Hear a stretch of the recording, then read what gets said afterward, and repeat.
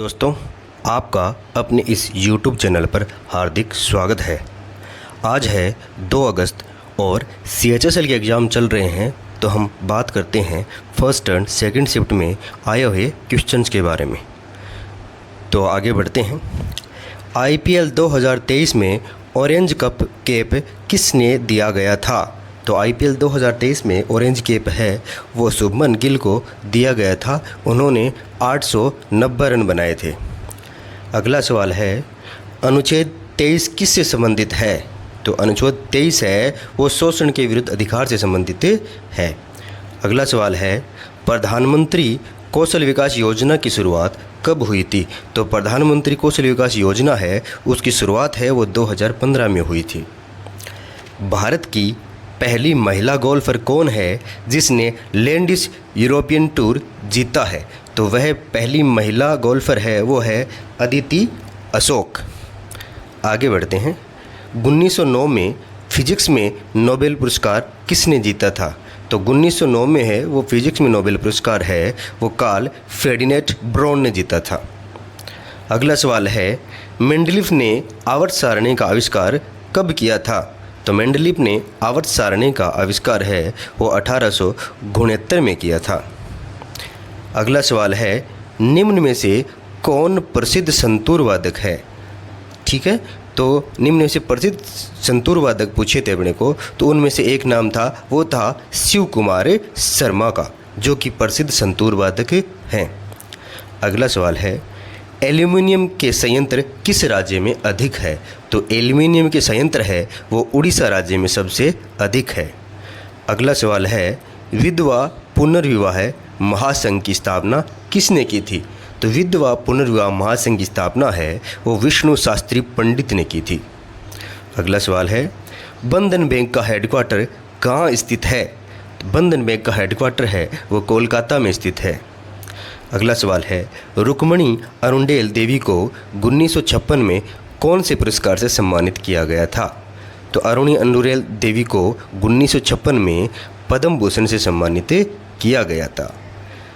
अगला सवाल है, अष्टक का नियम कब आया था? जो अष्टक का नियम है वो 1865 में आया था, जो केमिस्ट्री से संबंधित है, इलेक्ट्रॉन की कक्षा से संबंधित है।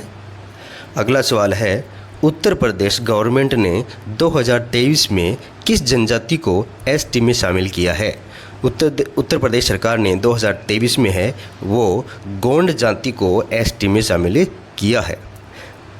निम्नलिखित में से कौन सी एक व्यावसायिक फसल है?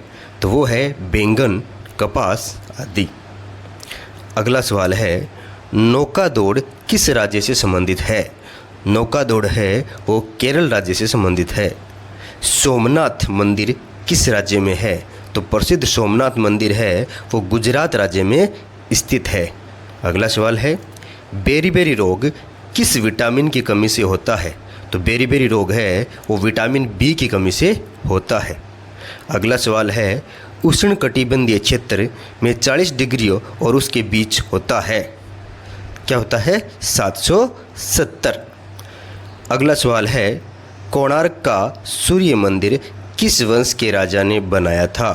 तो कोणार्क का सूर्य मंदिर है वो गंग वंश के नरसिंह देव प्रथम ने बनाया था।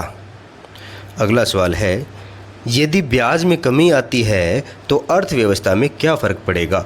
यदि ब्याज में कमी होगी तो निवेश में क्या होगी? वृद्धि ज़्यादा होगी। अगला सवाल है, कौन सी योजना रोजगार के कौशल को प्रशिक्षित करती है? तो PM कौशल विकास योजना है वो रोजगार के कौशल को प्रशिक्षित करती है। अगला सवाल है, निम्नलिखित में से किस वाद्य यंत्र के साथ उस्ताद अली अकबर खान का संबंध है? तो उस्ताद अली अकबर खान का संबंध है वो सरोद से है। अगला सवाल है, बस्तर दशहरा कौन से राज्य में मनाया जाता है? तो बस्तर दशहरा है वो छत्तीसगढ़ राज्य में मनाया जाता है। अगला सवाल है, पेलेग्रा रोग किस विटामिन की कमी से होता है? तो पेलेग्रा रोग है वो विटामिन B3 की कमी से होता है। अगला सवाल है, फुटबॉल पिच की लंबाई कितनी होती है? तो फुटबॉल पिच की लंबाई है वो 100 से 110 मीटर होती है और यार्ड में बात करें तो 100 से 120 यार्ड। अगला सवाल है बेरी रोग किसकी कमी से होता है। बेरी रोग, ये सवाल पहले भी आ चुका है और बाई मिस्टेक दोबारा भी छप गया है। तो बेरी रोग है वो विटामिन बी की कमी से होता है।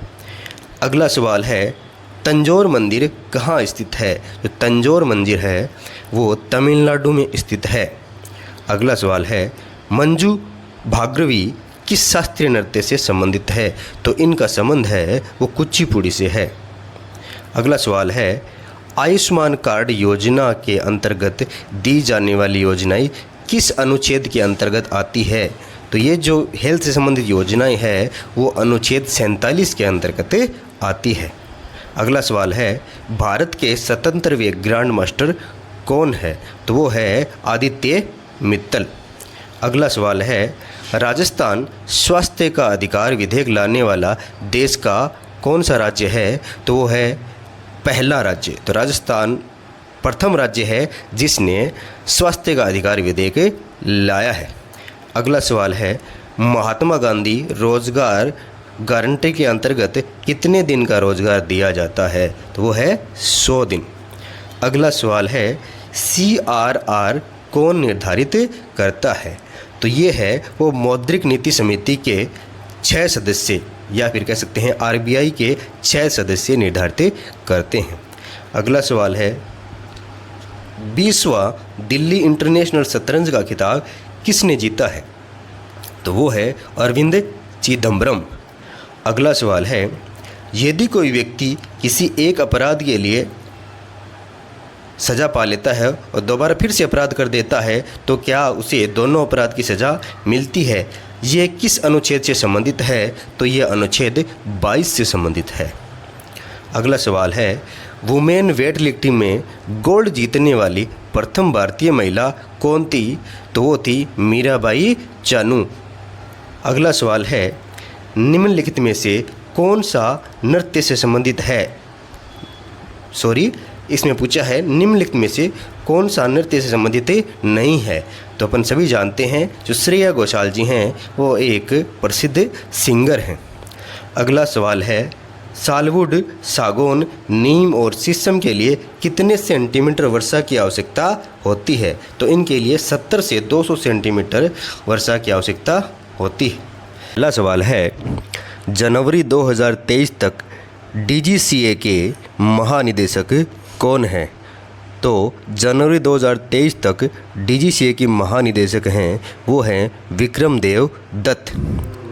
आओ इनके बारे में जानें।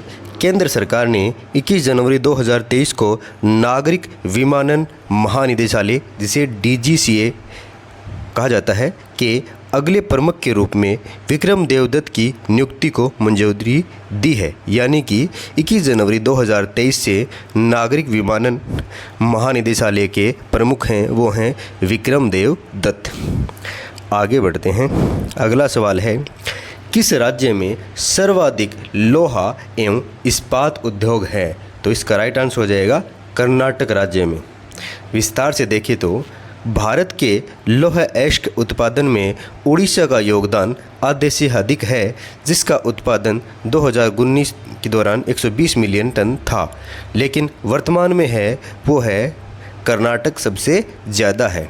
लौह अयस्क उत्पादन में भारत के सिर्फ 4 राज्य हैं वो हैं उड़ीसा, छत्तीसगढ़, कर्नाटक और झारखंड हैं। भारत में लौह अयस्क का उत्पादन करने वाले अन्य प्रमुख राज्य मध्य प्रदेश, गोवा, महाराष्ट्र, आंध्र प्रदेश, केरला, राजस्थान और तमिलनाडु है। और भारत में 4 प्रकार के लौह अयस्क पाए जाते हैं। हेमेटाइट, मैग्नेटाइट, टाइटेनो मैग्नेटाइट और पिसोलिटिक आयरन स्टोन। अगला सवाल है गदर आंदोलन की शुरुआत कहाँ हुई थी। तो इसका राइट आंसर हो जाएगा अमेरिका में। 5 जुलाई 1915 में अमेरिका के सैन फ्रांसिस्को नगर में गदर पार्टी की स्थापना हुई थी तथा सन 1857 की क्रांति से प्रेरित होकर गदर से जुड़े क्रांतिकारियों का उद्देश्य था भारत को ब्रिटिश हुकूमत से सशस्त्र विरुद्ध विद्रोह के जरिए मुक्त करना। इस योजना के तहत 21 जनवरी 1915 को ब्रिटिश हुकूमत के खिलाफ विद्रोह की तारीख तय किया गया। अगला सवाल है, जो फ्लैट मनी का उदाहरण नहीं है, ये प्रिंटिंग मिस्टेक है, फिएट हो गया, ये है फ्लैट मनी। तो इसका राइट आंसर हो जाएगा रुपये 200 का चेक। फ्लैट मनी एक सरकार द्वारा जारी मुद्रा है जो सोने जैसी वस्तु द्वारा समर्थित नहीं है। फिएट मनी केंद्रीय बैंकों को अर्थव्यवस्था अधिक नियंत्रण देती है, क्योंकि वे नियंत्रण कर सकते हैं कि कितना पैसा मुद्रित किया जाए। अधिकांश आधुनिक कागजी मुद्राएं जैसे अमेरिकी डॉलर, ब्रिटिश पाउंड, यूरो, भारतीय रुपया आदि फिएट मुद्राएं हैं। फिएट मनी का एक खतरा ये है कि सरकारें इसे बहुत अधिक छाप सकती है, जिसके परिणाम स्वरूप अत्यधिक मुद्रास्फीति हो सकती है। अगला सवाल है, भगोड़ा आर्थिक अपराधी अधिनियम 2018 किस राज्य तक विस्तारित है? तो भगोड़ा आर्थिक अपराधी अधिनियम 2018 है वो संपूर्ण भारत पर लागू है। आगे बढ़ते हैं।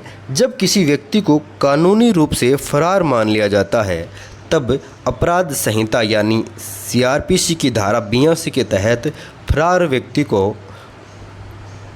के खिलाफ उद्घोषणा की जाती है और इसे मीडिया और आम बोलचाल की भाषा में भगोड़ा कहा जाता है। भगोड़ा आर्थिक अपराध अधिनियम वर्ष 2018 में पारित किया गया था। अगला सवाल है, 2011 की जनगणना के अनुसार किस राज्य में एसटी का प्रतिशत अधिकतम है? तो एसटी का अधिकतम प्रतिशत है वो है पंजाब राज्य में है। मध्य प्रदेश में अनुसूचित जनजाति यानी कि एसटी 2011 की जनगणना के अनुसार अधिक है, लेकिन जो प्रतिशत है वो पंजाब राज्य में अधिक है। आगे बढ़ते हैं। भारतीय संविधान का अनुच्छेद 42 किससे संबंधित है?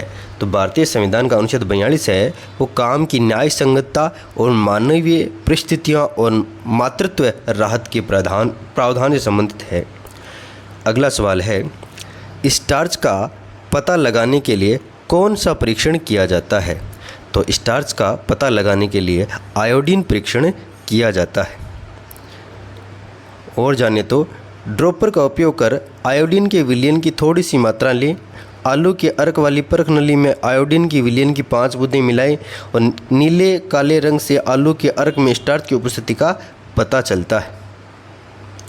भारतीय जंगली गधा अभयारण्य कहाँ पर स्थित है? तो वो है गुजरात में।